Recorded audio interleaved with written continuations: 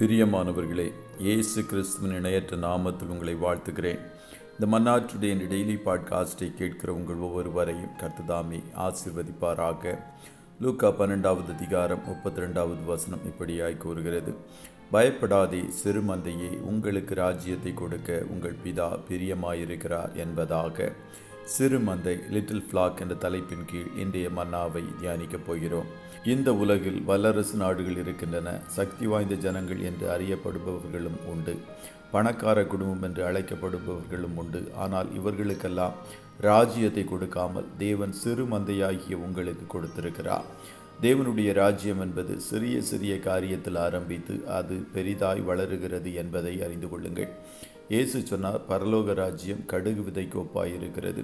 அதை ஒரு மனுஷன் எடுத்து தன் நிலத்தில் விதைத்தான். சகல விதைகளிலும் சிறியதாயிருந்தும் வளரும் போது சகல பூண்டுகளிலும் பெரிதாகி ஆகாயத்து பறவைகள் அதன் கிளைகளில் வந்து அடையத்தக்க மரமாகும் என்றார்.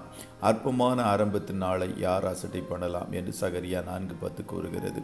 தங்களது தொழில்கள், வியாபாரங்கள் பிரமாண்டமாக துவங்க வேண்டும் என்பதே அநேகருடைய விருப்பமாய் காணப்படுகிறது. ஆனால் தேவனுடைய துவக்கம் பிரமாண்டமானதாக இல்லாவிட்டாலும் முடிவு சம்பூரணமாய் இருக்கும்.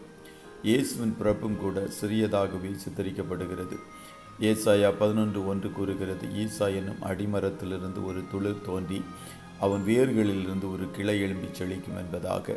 மீகா 5:2 கூறுகிறது: எப்ராத்தா என்னப்பட்ட பெத்லகேமே, நீ யூதேயாவில் உள்ள ஆயிரங்களுக்குள்ளே சிறியதாயிருந்தும் இஸ்ரவேலை ஆளப்போகிறவர் உன்னிடத்திலிருந்து புறப்பட்டு என்னிடத்தில் வருவார். அவருடைய புறப்படுதல் அநாதி நாட்களாகிய பூர்வத்தினுடையது என்பதாக.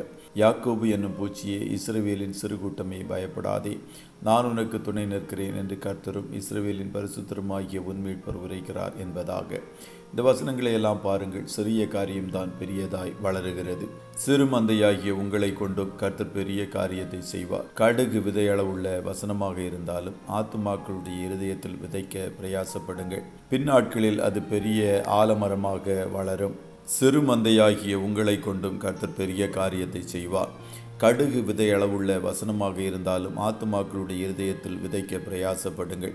பின்னாட்களில் அது பெரிய ஆலமரமாக வளரும். மோசே கையில் இருந்தது சிறிய கோல்தான். அதை கொண்டு எகிப்திய சேனையை கலங்கடித்தான். சிம்சோன் கையில் இருந்தது ஒரு தாடை எலும்புதான்.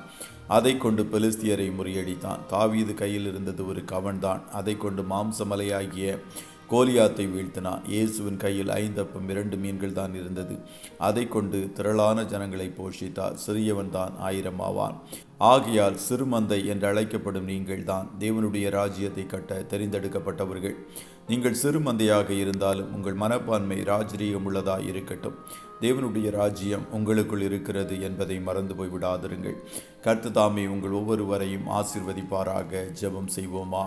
நல்ல தகப்பனே, உம்மை நன்றியோடு துதிக்கிறோம். இந்த மன்னாற்றுடைய டெய்லி பாட்காஸ்டை கேட்கிற உம்முடைய பிள்ளைகள் ஒவ்வொருவரையும் கர்த்தர் நீர் ஆசீர்வதிப்பீராக. அப்பா, நீர் அற்பமானவற்றை கொண்டு பெரிய காரியங்களை செய்கிறவர். சிறிய மந்தையின் ஆடுகளாய் காணப்படுகிற எங்களை வைத்து பெரிய காரியங்களை செய்வதற்கு நீர் தீர்மானித்தீரே. அதற்காய் கோடி ஸ்தோத்திரம். சின்னவனை 1000 பெருக பண்ணுகிற தேவன், சிறியவனை பலத்த ஜாதியாக்குகிறவர். தாழ்மையோடு உம்மை தேடுகிற அத்தனை பேரையும் ஆசீர்வதித்து கர்த்தர் பெருக பண்ணுவீராக. இன்றைய தினம் உம்முடைய பிள்ளைகள் கையிடுகிற வேலைகளை ஆசீர்வதியும். போக்கிலும் வரத்திலும் உடனிரும். கண்மணி போல காத்துருளும். ஆட்டுக்குட்டியானவருடைய இரத்தத்தின் பாதுகாப்பிற்குள்ளாய் ஒவ்வொருவரையும் கொடுத்து இயேசுவின் நாமத்தில் ஜெபிக்கிறோம் பிதாவே. ஆமென்.